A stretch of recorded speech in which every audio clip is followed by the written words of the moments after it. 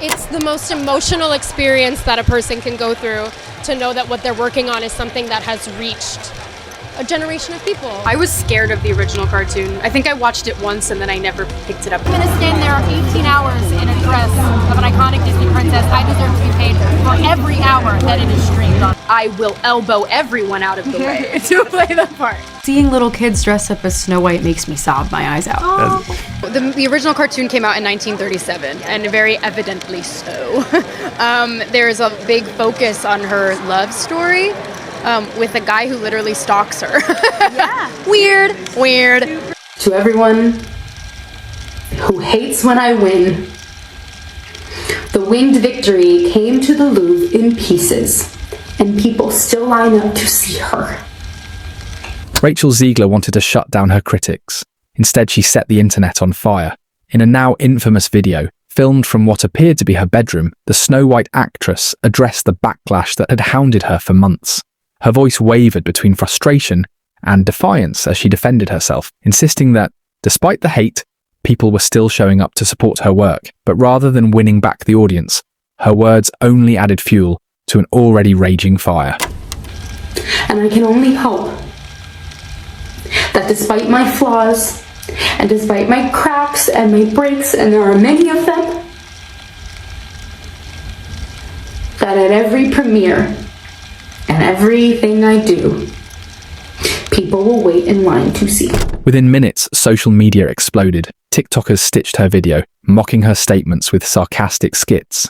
X, formerly Twitter, turned into a battleground of memes, criticisms, and think pieces. All right, guys, I watched Snow White, so you don't have to. Let's get into it. Now, first things first, Snow White gets her name not from the fairness of her skin, as we obviously know. Rachel Zegler would be a miscast in that sense. Instead, she gets her name from surviving a snowstorm. Her father and mother are king and queen to a utopian communist society. I'm not joking, guys. Everybody shares and is mindful of what each person is getting, and we spread our resources evenly, which is where this idea of fairness, as Snow White is the fairest of them all, is really presented in the film. Snow White is the fairest of them all because she has these communist sensibilities to share all resources with the farmers that till the land, and she got those sensibilities from her mother and her father. What was meant to be a moment of redemption became a spectacle of downfall. Then came the real damage, the box office numbers. Snow White, expected to be Disney's next live-action success, flopped spectacularly. Opening weekend figures were dismal, shocking for a studio known for its dominance. Theaters quietly pulled the film from primetime slots. Some dropped it altogether by the second week. The message was clear. Audiences weren't interested. Snow White releases today. It's currently sitting at 46% on Rotten Tomatoes. You know, this thing has to be really, really bad.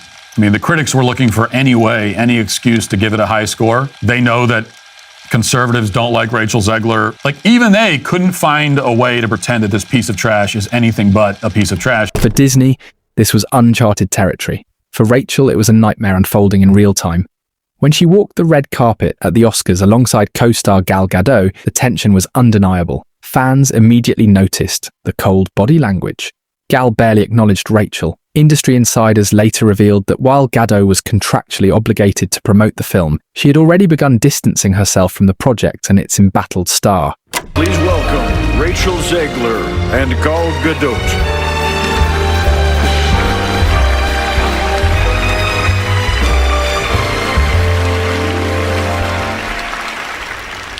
Visual effects push the boundaries of what we see on screen. Their work makes the impossible seem possible. With breathtaking ambition, they create magic that wraps its arms around our wildest imaginations. Here are the nominees for Best Visual Effects. Rachel's fall from grace wasn't just about one viral video. It was the culmination of months of controversy. Her comments about modernizing Snow White had alienated longtime Disney fans, parents, grandparents, and even casual moviegoers. Many felt she had disrespected the legacy of a beloved classic. The backlash wasn't just from online trolls, it was from the very audience Disney relied on. $300 million. It's snow. They should have just called it snow. By the way, slightly tanned. That was the budget before promotion was $270. Okay. The promotion budget I just read was $230. So $500 million. Correct. $500 million. Approximately $500 million in total. The review, by the way, 43% on Rotten Tomatoes. Roberto sent me this. 1.9 out of 10 on IMDb. And those, by the way, they weren't dwarfs. They were called bandits. So the Snow White doesn't, like, the amount of, like, if it ain't broken, don't fix it. Leave it the f alone. Yeah, that's it. If it ain't broke, break it. Like, leave these stories alone. If she, by the way, if she never opened her mouth and she didn't do all this nonsense, people would have gone and watched the movie. They would have made their money, but then people would have been disappointed after the match. As the box office bomb became undeniable, social media unearthed every questionable interview she had ever given. Clips resurfaced of Rachel dismissing the original film, calling it outdated, unnecessary. What was once framed as confidence now came across as arrogance. What was meant to be a progressive retelling was seen as condescending, and the industry was paying attention. Your version of Snow White is different, and it's more of a 2022 version of Snow White. What did you mean by that? I mean, you know, the original cartoon came out in 1937, and very evidently so. There's a big focus on her love story with a guy who literally stalks her. Yeah. Weird. Unlike other stars who navigate public missteps with grace or industry backing, Rachel found herself isolated. There were no public statements of support from co-stars, no directors stepping up to defend her. Hollywood's silence was deafening. Behind the scenes, whispers grew louder. Upcoming projects she had been attached to were suddenly being reconsidered. Some studios were questioning whether she was worth the risk. The most fun you can have in a movie theater, I really do believe that, to have people whistling along and tapping their feet to the songs. We've written so many new ones for this film as well. The filmmakers have taken such good care of this timeless classic, and the way that a musical brings people together is something to be studied in a lab, honestly, and it's just the most fun movie-going experience, and I really hope that it encourages people to go out and see it in a theater, because that's the best experience to see any film, let alone ours, and let alone a musical. It was a brutal reminder of how quickly Hollywood can turn. Rachel had been positioned as the next big thing, applauded by critics, praised by Spielberg, crowned as a fresh Gen Z icon. But in the age of social media, perception is everything. And once the audience turns against you, it's nearly impossible to win them back. While we're on the subject of actresses and awards and hacks, do we have a moment for Rachel Zegler and Snow White? Because there is an update in that story today. There was an in-depth piece, like a behind-the-scenes piece. Was it Variety? Talking about how they've been in a full meltdown about this girl for a couple of years now, and how they had her tweet out like a little, "Yay, Snow White, can't wait, so excited, I love to play her." And she did it and got like millions of views, and they were like, "Good job, Rachel." And then she, like minutes later, followed it up with, "And never forget, free Palestine." This is just like a few months after 10/7. It was like, it hadn't even been a year.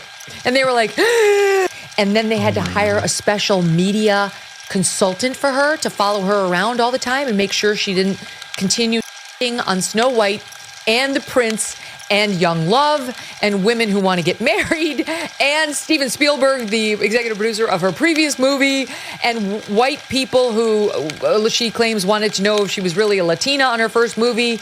And like, the list was really long. And then the son of that producer who got on the plane to go over and say, "Would you please, for the love of God, take this down?" And she wouldn't, was all on Instagram yesterday admitting it all. The Variety report being like, "Of course, what would you do when you have this narcissistic nightmare trying to ruin a film that you've put hundreds of millions of dollars into, that's employing all these working class people?" She refused to keep her fat mouth shut. It was a great spilling of the tea. What was supposed to be her defining moment as a leading lady had become a cautionary tale. Not just about one actress, but about how the industry, the audience, and the internet can build someone up, only to watch them fall.